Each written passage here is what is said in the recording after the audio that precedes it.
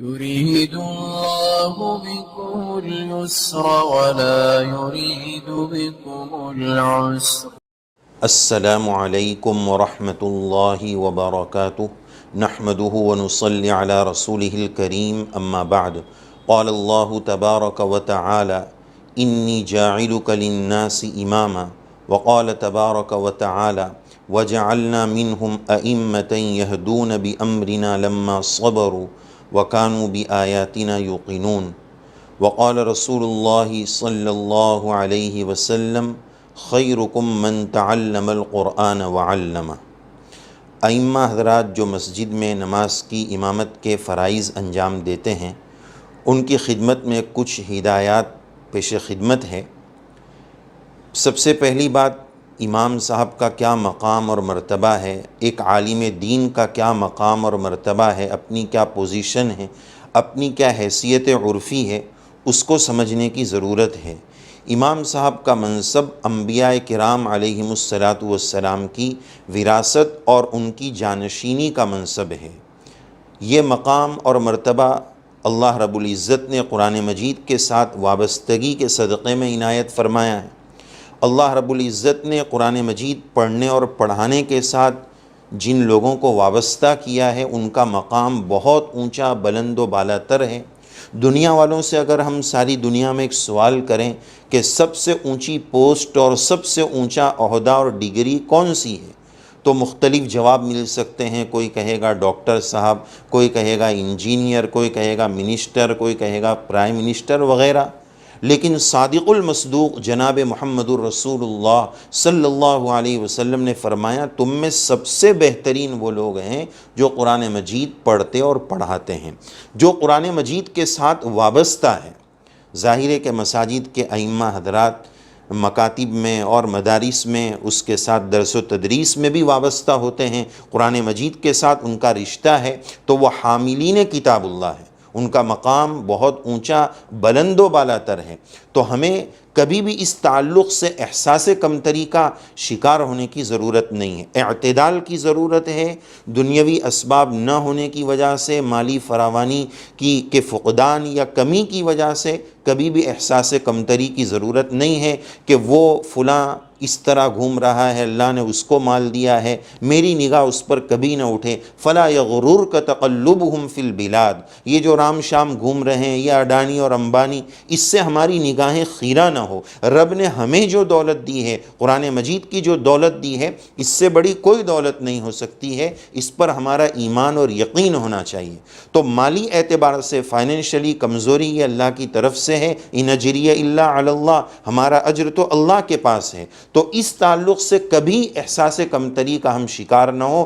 Balance اور اعتدال کی یہ ضرورت ہے کہ نہ میں احساس کمتری میں آؤں، نہ خود ضامی میں آؤں کہ میرے پاس تو علم ہے اور نعوذ باللہ میں تو امام ہوں اور فلاں ہوں، نہ اس پر ناز اور تکبر ہو اور نہ میں احساس کمتری کا شکار ہوں۔ بیلنس کی ضرورت ہے، اس تصور کی ضرورت ہے کہ رب نے ہمیں جو قرآن مجید کی دولت دی ہے، یہ سب سے بڑی دولت ہے۔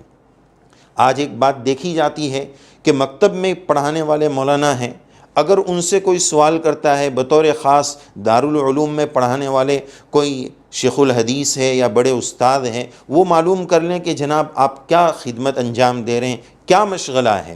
تو اب وہ اگر وہ نورانی قاعدہ پڑھاتے ہیں یا حفظ قرآن مجید یا ناظرہ پڑھاتے ہیں، تو وہ اندر سے احساس کمتری کا شکار ہوتے ہیں کہ اتنے بڑے حضرت پوچھ رہے ہیں، میں کس منہ سے کہوں کہ میں ناظرہ پڑھاتا ہوں، نورانی پڑھاتا ہوں، تو وہ احساس کمتری کا شکار ہے۔ سب تو شیخ الحدیث نہیں بن جائیں گے، سب تو بخاری نہیں پڑھانے لگ جائیں گے، سب کو تو حدیث کی کتابیں نہیں مل جائے گی۔ تو یہ جو دولت اللہ نے دی ہے، چھوٹے بچوں کو پڑھانا، یہ بھی بہت بڑی دولت ہے۔ قرآن مجید میں جو علماء ربانیین کا تذکرہ ہے، ان علماء ربانیین کی تفسیر میں کونوا ربانیین، اس کی تفسیر میں رئیس المفسرین ابن عباس رضی اللہ عنہما نے فرمایا الذین یعلمون الصغار قبل الکبار، یہ چھوٹے بچوں کو بڑا بننے سے پہلے اور دارالعلوم میں جانے سے پہلے چھوٹے بچوں کی جو نوک و پلک درست کرتے ہیں، ان کے مخارج درست کرتے ہیں، اپنی صلاحیتیں ان پر کھپاتے ہیں، یہ علماء ربانی ہیں۔ یہ کوئی معمولی بات نہیں ہے، یہ کوئی معمولی خدمت نہیں ہے، یہ بہت اونچی خدمت ہے۔ اس کو ہمیں دل سے اس کا اعتراف کرنے کی ضرورت ہے۔ بہرحال اگر عالم صاحب نے پوچھ لیا تو یہ کہنا مشکل لگتا ہے کہ میں نورانی قاعدہ پڑھاتا ہوں یا حفظ پڑھاتا ہوں، تو وہ یہ عرض کرتے ہیں، اس کے جواب میں یہ کہتے ہیں کہ ایک بلیغ تعبیر کہنے کی کوشش کرتے ہیں جو دکھنے میں بڑی اچھی تعبیر ہے۔ وہ یوں کہتے ہیں کہ بندہ جلالین شریف کا متن پڑھاتا ہے۔ اب تعبیر تو بڑی اچھی لگ رہی ہے، تعبیر سن کر اچھا لگ رہا ہے، لیکن یقین جانیے کہ اس تعبیر میں قرآن مجید کی توہین، قرآن مجید کی انسلٹ چھپی ہوئی ہے کہ اس کے نزدیک جلالین کا مقام اتنا اونچا ہے اور قرآن مجید کے مقام کو وہ اس کے نیچے چھپا کر بول رہا ہے۔ تو یہ تعبیر بولنے کی ضرورت نہیں ہے، فخر سے کہیں بندہ خادم قرآن مجید ہے، بندہ قرآن مجید کا خادم ہے، یہ ہمارے لئے فخر اور اعزاز کی بات ہے۔ تو اس میں احساس کمتری کا شکار اس حوالے سے بھی نہ ہو کہ میں نورانی پڑھاتا ہوں یا امامت کرتا ہوں۔ امامت بھی بہت اونچا منصب ہے، انبیاء کرام علیہم السلام کی وراثت ہے۔ تو سب سے پہلے ہمیں اپنے مقام اور مرتبے کو سمجھنے کی ضرورت ہے، اپنے من میں ڈوب کر پاجا سراغ زندگی، میرا نہیں بنتا نہ بن اپنا تو بن۔ تو ہم سب سے پہلے ہم اپنے مقام اور مرتبے کو جانیں۔ اس کے ساتھ ساتھ اس بات کا بھی خیال رکھنا ضروری ہے دین کی خدمت کرنے والے تمام احباب کی خدمت میں کہ کبھی بھی ہم یہ نہ سوچیں کہ یہ ہماری نوکری ہے، یہ ہماری خدمت ہے۔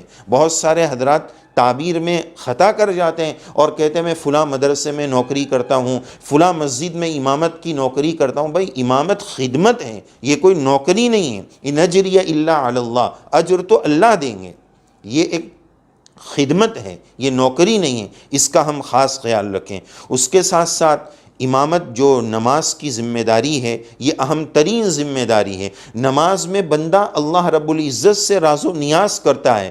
امام صاحب مخلوق اور خالق کے درمیان ایک واسطہ ہے، یہ واسطہ جتنا مضبوط اور قوی ہوگا اللہ کی ذات کے ساتھ کنیکشن اتنا ہی مضبوط جڑے گا۔ تو اس کا بھی ہمیں خیال رکھنے کی ضرورت ہے، اور امامت کی اہمیت کا اندازہ اس بات سے لگائیں کہ امامت کبریٰ یعنی بادشاہت کے لیے صدیق اکبر رضی اللہ عنہ کی خلافت کے موقع پر امامت کبریٰ کے لیے امامت صغریٰ کو بطور نظیر پیش کیا گیا کہ صدیق اکبر رضی اللہ عنہ نے نبی کریم علیہ السلام کی موجودگی میں اور حیات طیبہ میں لوگوں کو امامت صغریٰ حضرت کے اشارے سے اور حکم سے فرمائی۔ اس سے ثابت ہوا کہ امامت کبریٰ کے حقدار بھی صدیق اکبر رضی اللہ عنہ ہیں۔ تو یہاں غور فرمائیں، امامت کبریٰ خلافت اور بادشاہت کے لیے جو نظیر بنائی گئی وہ امامت صغریٰ یعنی نماز کی امامت کو بنائی گئی۔ تو پتہ چلا کہ امامت کا مقام اور منصب کتنا اونچا ہے۔ اور اسی طرح ایک بات یہ سمجھیے کہ امامت میں اور امام صاحب جو نماز پڑھاتے ہیں ان کی مثال حضرت موسیٰ علیہ السلام کی والدہ کی طرح ہے کہ جب موسیٰ علیہ السلام کسی کا دودھ قبول نہیں فرما رہے تھے، ان کی والدہ دودھ پلانے آئیں تو اپنے ہی بچے کو دودھ بھی پلا رہی ہیں اور اس کا اجر اور اس کی سیلری فرعون کی طرف سے اور دربار کی طرف سے مل رہی ہے۔ دودھ بھی اپنے بچے کو پلا رہی ہیں اور اس کا اجر بھی مل رہا ہے۔ تو اسی طرح ہماری نماز جو فرض، امام صاحب پر بھی نماز فرض ہے، تو فرض نماز بھی ادا ہو رہی ہے اور اس کے ساتھ ساتھ امامت کا منصب اور اس کے ساتھ ساتھ حق الخدمت وغیرہ بھی ہے۔ تو یہ اسی کی بعین ہی مثال ہے۔ بہرحال امام کا مقام بہت اونچا ہے، بہت اعلیٰ ہے، بہت عرفہ ہے۔ تو اس کے ساتھ ساتھ یہ بات یاد رکھنی چاہیے کہ جتنا مقام اونچا ہوتا ہے ذمہ داریاں، آداب، رعایتیں ان کے ساتھ اتنی ہی ضروری ہوتی ہیں۔ چنانچہ چند آداب اور رعایت ائمہ حضرات کے لیے پیش خدمت ہے۔ سب سے پہلی بات، امامت کا انتخاب کرنے کے موقع پر ایسے امام صاحب کا انتخاب کیا جائے جن میں امامت کی اہلیت ہو، نماز پڑھنے کے اصول اور آداب سے وہ واقف ہو۔ حدیث پاک ہم نے سنی ہے کہ قیامت کا انتظار کرو، اذا وسد الامر الى غیر اہلہ فانتظر الساعہ، جب عہدے نام اہلوں کو سپرد کر دیے جائیں تو پھر قیامت کا انتظار کرو۔ تو دیکھنا چاہیے کہ ان میں امامت کی صلاحیت ہے یا نہیں، مسائل سے واقف کار ہے یا نہیں۔ ظاہر ہے کہ یہ ہدایت تو ٹرسٹیان اور ذمہ داران اور وہ لوگ جو امام کا انتخاب کرتے ہیں اس کے لیے۔ المیہ تو یہ ہے کہ امامت کا انتخاب اور انٹرویو لینے ایسے لوگ بیٹھتے ہیں کہ جن کی خود نماز کے فرائض کے ٹھکانے نہیں، شین قاف اور مخارج سے کوئی وابستگی نہیں، بس صرف اتنا چیک کر لیا جاتا ہے کہ پیپوڑی اور شہنائی امام صاحب کی اچھی بجتی ہے کہ نہیں، ہمارے کانوں کو لذت ملتی ہے یا نہیں، مخارج سے، تصحیح قرآن مجید سے، مسائل سے امام صاحب کتنے واقف کار ہیں، وہ کیا وہ چیک کریں گے؟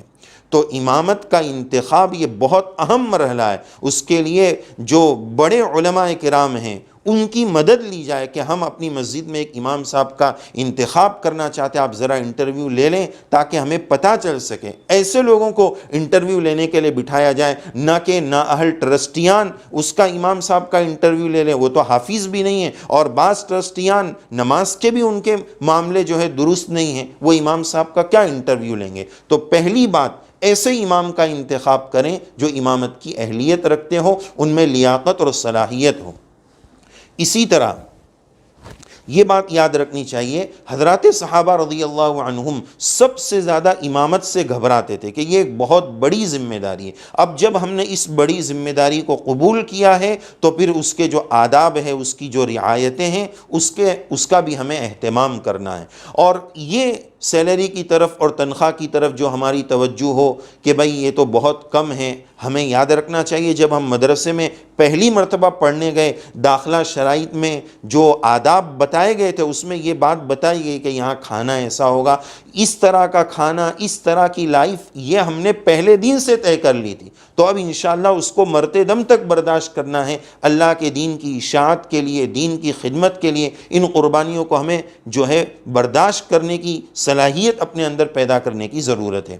اسی طرح ایک ادب یہ ہے کہ نماز پڑھانے سے پہلے ذہنی اعتبار سے ہم نماز کے لیے تیار رہیں۔ اس کے ساتھ ساتھ تیسری بات اس کا ہم خیال رکھیں کہ ہر امام امامت کرانے میں نبی کریم علیہ السلام کی نیابت کر رہا ہے، تو اس میں رسول اللہ صلی اللہ علیہ وسلم کا وہ کامل اسوہ، مکمل سیمپل اور نمونہ ہو۔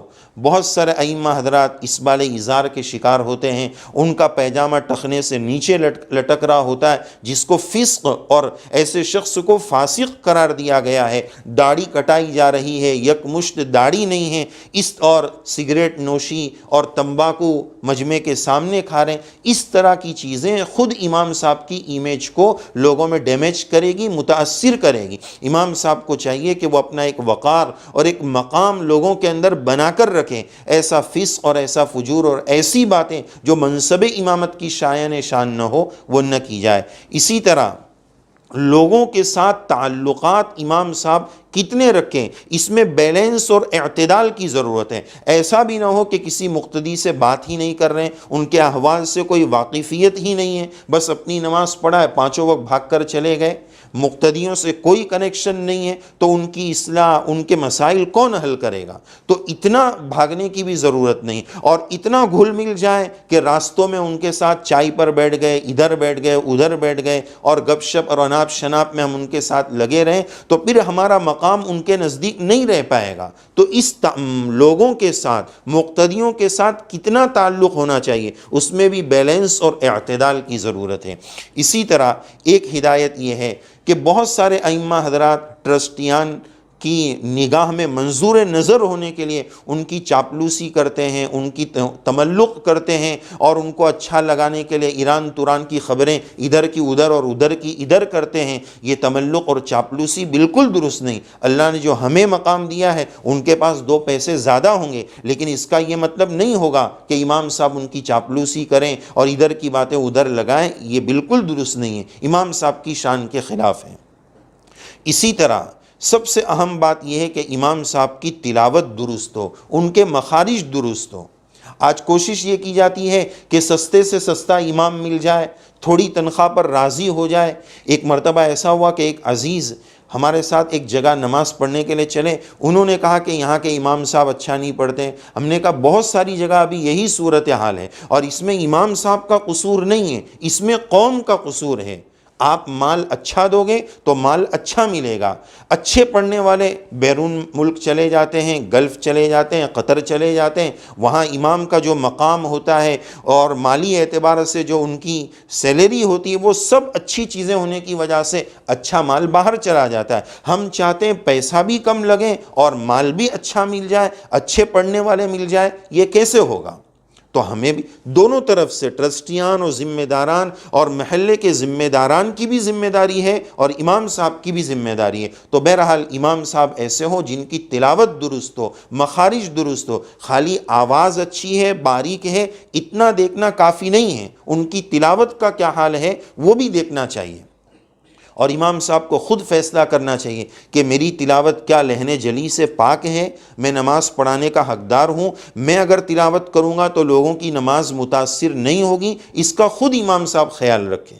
بہت ساری مرتبہ ایسا ہوتا ہے بچپن کے پڑھے ہوئے امام صاحب بچپن میں صحیح مخارج حل نہیں کر پائے، اب 20-30 سال سے وہ امامت کرا رہے ہیں، تو اب ان کو کوئی بولنے کی جرأت نہیں کر سکتا ہے کہ امام صاحب آپ کے مخرج صحیح ہے۔ ارے کیا بات، وہ طیش میں آ جاتے ہیں، کیا بولتے ہو، ہم 20 سال سے نماز پڑھا رہے ہیں، تم آج نئے آ گئے۔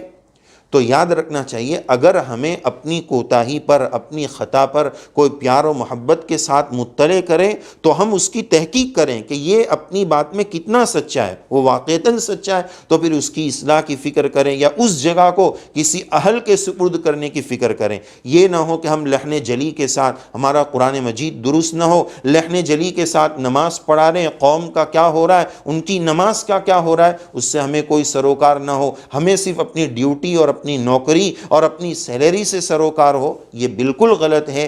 تلاوت امام صاحب کی درست ہونا بہت ضروری ہے۔ اسی کے ساتھ ساتھ ایک یہ ہے کہ تکبیرات انتقالیہ درست ہو، یعنی اللہ اکبر اللہ اکبر، تکبیرات انتقالیہ، اللہ اکبر بہت اچھے سے، اللہ کا نام ہے۔ بہت سارے ائمہ حضرات آواز بنانے کے چکر میں عجیب و غریب انداز میں پڑھتے ہیں۔ ان کانوں سے اس عاجز نے ایک امام صاحب کی تکبیر اس طرح سنی، اللہ اکبر اللہ اکبر، یہ کیا ہوا؟ اتنا سیدھا کلمہ ہے، سب سے آسان اللہ کا نام ہے، اللہ اکبر۔ اب وہ آواز بنانے میں، لہجہ بنانے میں اس کی پوری شکل بگاڑ کر رکھ دیتے ہیں۔ تو تکبیرات انتقالیہ درست ہو، اس کا خیال رکھا جائے۔ اسی کے ساتھ ساتھ تعدیل ارکان، یعنی اطمینان کے ساتھ، سکون کے ساتھ قومیں اور جلسے، یعنی رکوع کے بعد اطمینان سے کھڑے ہوں، دو سجدے کے درمیان اطمینان سے بیٹھیں۔ تعدیل ارکان تو واجب ہے، اس واجب کا خیال رکھیں، جملہ واجبات کا خیال رکھیں۔ امام صاحب ایسے ہوں کہ جن کو نماز کے 14 واجبات یاد ہوں۔ اگر مسائل کا استحضار نہیں، واجبات نہیں، تو وہ سجدے 100 کیسے کریں گے؟ جب نماز میں واجب چھوٹتا ہے تو سجدے 100 ہوتا ہے۔ جب امام صاحب کو واجب ہی نہیں معلوم ہے تو پھر وہ امام صاحب جو ہے سجدے 100 کیسے کریں گے؟ ایک مرتبہ کسی امام صاحب سے کسی نے پوچھ لیا کہ حضرت آپ نے آج سجدے 100 کیا تو کیا بات پیش آئی تھی؟ تو انہوں نے کہا کہ میں نے 3 مرتبہ سبحان ربی الاعلیٰ کے بجائے سجدے میں 2 ہی مرتبہ پڑھا، اس لیے میں نے سجدے 100 کیا۔ اب آپ بتائیں اس میں سجدے 100 ہوگا؟ جب واجب ہی امام صاحب کو نہیں معلوم ہے تو وہ کیسے سجدے 100 کرائیں گے اور نماز کیسے درست ہوگی؟ لہذا واجبات بھی امام صاحب کو یاد ہونے چاہیے۔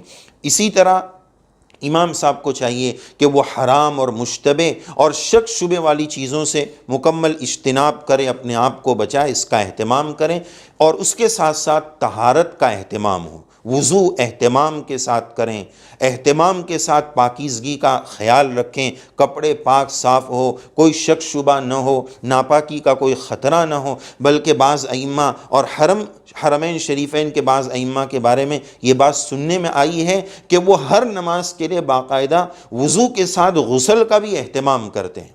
تو اتنا اہتمام تو ہمیں بھی چاہیے کہ ہم قوم کی ذمہ داری لے رہے ہیں، لہذا طہارت کا مکمل اہتمام ہو۔ اسی کے ساتھ ساتھ نماز کا ایک ادب، حدیث پاک میں امامت کا ایک ادب یہ بتایا جاتا ہے کہ من ام قوما، جو کسی قوم کی امامت کرائے، فلیخفف الصلاۃ، اس کو چاہیے کہ ہلکی نماز پڑھائے، نارمل آسان نماز پڑھائے۔ بہت بڑی بڑی نماز جس سے لوگ مشوش ہو جائے، لوگ تکلیف میں پڑ جائے، اس کا خیال رکھیں۔ لیکن اس ذیل میں ایک بات یہ دیکھی جا رہی ہے کہ اس میں بیلنس نہیں رہ پا رہا ہے۔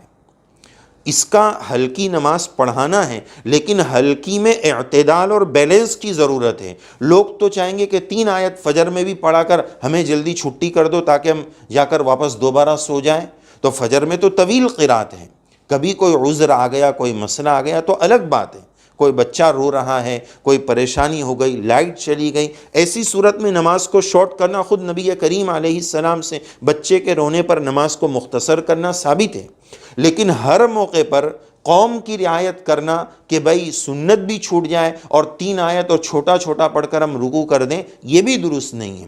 تو ہلکی نماز پڑھانے میں بھی اعتدال کی ضرورت ہے، نہ اتنی لمبی کہ لوگ بور ہو جائیں، نہ اتنی شارٹ کہ وہ خلاف سنت ہو جائے، دونوں میں بیلنس کی ضرورت ہے۔ اسی طرح امام صاحب کو چاہیے نماز کے بعد، عام نمازی بھی توبہ اور استغفار کرتے ہیں، لیکن امام صاحب کی ذمہ داری بہت زیادہ ہے، وہ بہت اہتمام کے ساتھ توبہ اور استغفار کریں، اس لیے کہ الامام ضامن، امام صاحب ذمہ دار ہے، سب کی انہوں نے ذمہ داری لی ہے۔ اللہ نہ کرے کوئی چوک ہوئی ہوگی، کوئی خطا، وضو میں کوئی بات رہ گئی ہوگی، دھیان بڑھ گیا ہوگا، تو پوری قوم کی نماز کا کیا ہوگا؟ اس لیے امام صاحب کثرت کے ساتھ نماز کے بعد توبہ اور استغفار کا اہتمام کریں۔ اسی طرح امام صاحب کو چاہیے کہ دل کی حضوری کے ساتھ، اللہ کے سامنے ہم کھڑے ہیں، صفت احسان کے ساتھ نماز پڑھائیں۔ عموماً ایک بات یہ ہوتی ہے، جیسے حرمین شریفین میں کیا ہوتا ہے، امام صاحب کی الگ الگ نوبہ اور باری ہوتی ہے، ایک امام صاحب ایک نماز پڑھاتے ہیں، پھر دوسرے نماز میں دوسرے امام صاحب آ جاتے ہیں، ایک ایک ہفتے الگ الگ امام صاحب بدلتے رہتے ہیں۔ اب ہمارے مقام پر یہ ہوتا ہے کہ ایک ہی امام برسوں سے نماز پڑھیں، تو وہ ایک روٹین بن جانے کی وجہ سے وہ حضوری، وہ احساس ذمہ داری نہیں ہو پاتا ہے۔ تو نماز سے پہلے دل کی حضوری کا اہتمام کیا جائے۔ اسی کے ساتھ ساتھ امام صاحب اس بات کی فکر کریں کہ مسجد میں جلد جانے کا اہتمام کریں، تاخیر سے نکلیں، جلد جائیں، اور ساتھ ساتھ میں نوافل اور سنت نمازیں مسجد میں پڑھیں، تاکہ قوم کو بدگمانی نہ ہو کہ ہم نے تو کبھی امام صاحب کو سنت پڑھتے دیکھا ہی نہیں۔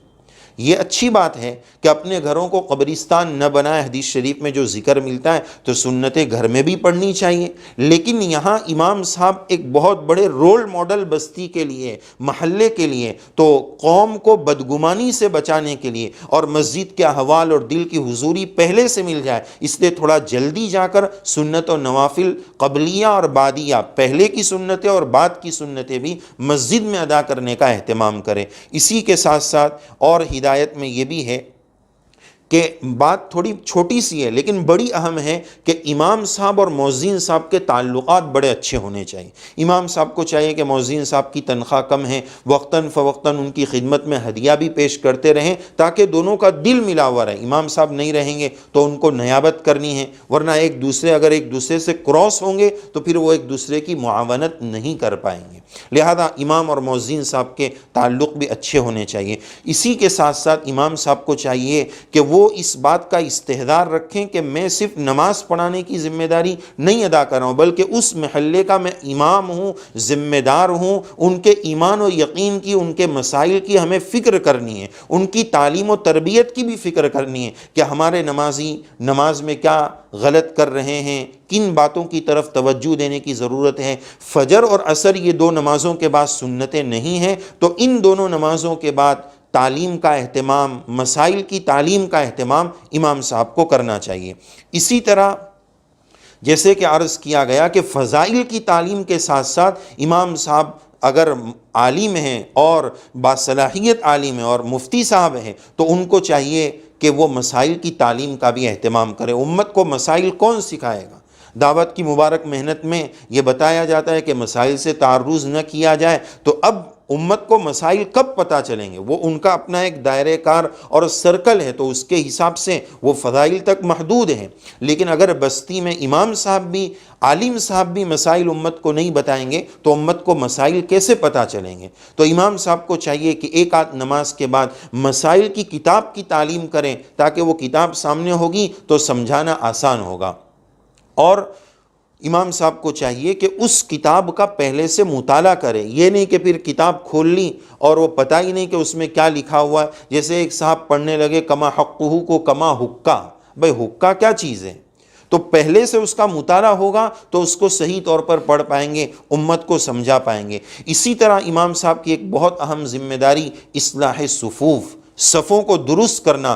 رسول اللہ صلی اللہ علیہ وسلم قولاً اور فعلاً بعض نمازوں میں یمسح مناکبنا، مونڈوں پر ہاتھ رکھ رکھ کر نبی کریم علیہ السلام صفوں کی درستگی فرمایا کرتے تھے۔ تو امام صاحب کو چاہیے کہ اس کی بھی خیال رکھیں۔ اور اسی طرح ایک ہدایت یہ ہے کہ بعض ائمہ حضرات عامل بھی ہوتے ہیں، وہ تعویذ گنڈوں والا کام اور عملیات والا کام اللہ کے واسطے مسجد میں نہ کریں، اس سے امامت کا منصب متاثر ہوگا۔